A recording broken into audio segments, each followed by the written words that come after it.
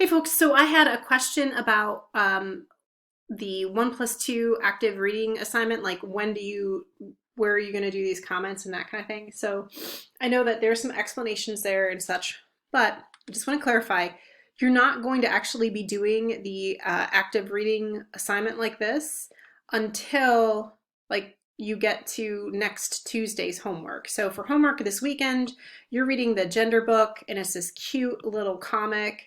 But after, like after class on Tuesday, you're going to be given this article, Candy Perfume Girl. And let me just show you what it would look like to comment on that. So to do the 1+2 active reading exercise, you would just like click on the article and actually read it in Google Drive.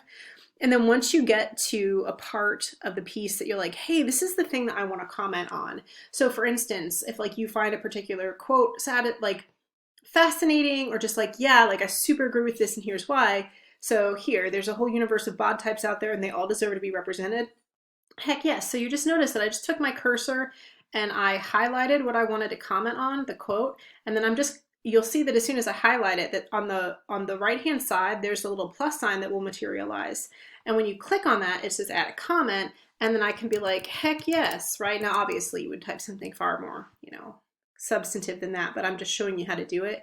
And then let's just say later on, you see your other peers' comments will like roll in. What you'll do, and generally to get your peers' comments to load, once you read the thing and add your comments, I would like exit out of the PDF and then come back in, and then you're going to start to see your peers' comments in there.